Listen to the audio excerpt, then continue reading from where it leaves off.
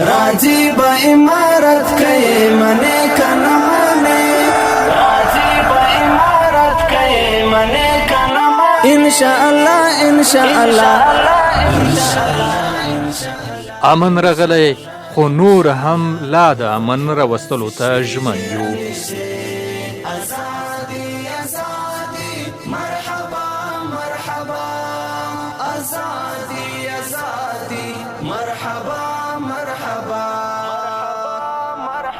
د سپینو پرشتو پلونه کابل ته دی پر لار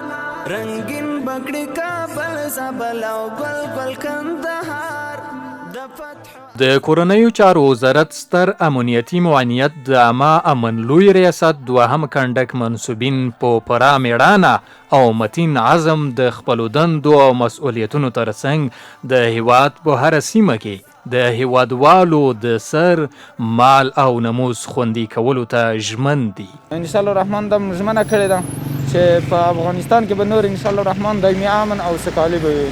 دا زه ټول ولس ته ډاډ ورکوم تر څو چې په تن کې وینه ده هغه به ستاسو د ناموس او تر مال د هر څه به قربانوو. څه ښکلی احساس دی په دغه ځوان کې چې په ګرمه هوا کې په دنګ قامت ولاړ دی او ولس ته خدمت کوي. کوشش میکنیم که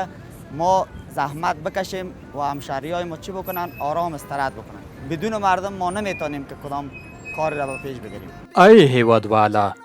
ته ډاډه وګرځه ژوند وکړه د وطن له ښکلاو خوند واخله ارام خوب وکړه زه د خدمت ته ولاړ یم زه بیداره یم اوس مې د خدمت ته لستوڼې رابډ وهلي ستانه هم د همکارۍ غوښتونکی یم زما سره اوږه په اوږه د وطن آبادۍ ته ودرېږه وطن ته مې د رغولو قول ورکړی په دې هوډ کې له ما سره استوار ګامونه واخله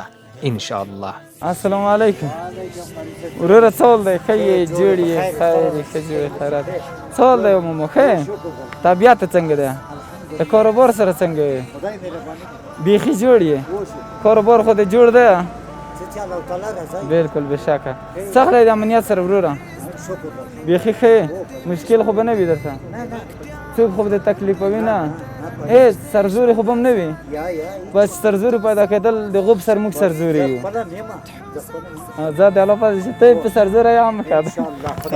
انشاءالله ستاسو په اجازه څنګه یې لالا ته طبیعت څنګه دی ښه څخه د امنیت سره څنګه یې لالا بیخي خوشحاله یې زه ښه خوشحاله د عامه امن دوهم کنډک منصوبین هم د نورو امنیتي ځواکونو په شان خپلو دندو ته ځیر دي او د خپلو قانوني کړنو په ترسره کولو تر دم ګړۍ ښې او د پام وړ لاسته راوړنې هم لري. موږ په کابل کې 4 چک پوینټونه لرو چې پرسونل 24 ساعته هلته فعالیت کوي شو ورځ نو موږ هلته د ولس د خدمت لپاره یو او موږ ملګري نسل لیدونکي خدمت کوي او ولس هم موږ څخه خوشحاله دی او موږ د امنیت په باره کې ډېر لاسته راوړنې هم لرو. هماهنګي خو په عموم کې د وزارت داخلي د پولیسو سره موږ ډېره هماهنګي ده او په عموم لویه دنده کې چې کله لویه دنده وي لویه وظیفه وي د پولیسو د خوا څخه نو بیا په هغه کې هم موږ د دې سره لکه د اختر په وختونو کې چې د اختر امنیتي تدابیر دي یا نور د ازادي او د استقلال د ورځې تدابیر دي په هغو کې موږ په لویه دنده کې د ټولو ارګانونو سره هماهنګي لرو او په یوه هماهنګي خدمت سره کوو. دغه چک پوینټونو ته کوم ملګري ځي د هغو دپاره چې کوم مسؤل وي یا افراد وي هغه خپل اصول لري چې هلته د خلکو د ولس سره د عام ولس سره ډېر ښه رویه وکړي د هغو سره ښه برخورد وکړي د هغو د سپین ږیرو د مریضانو د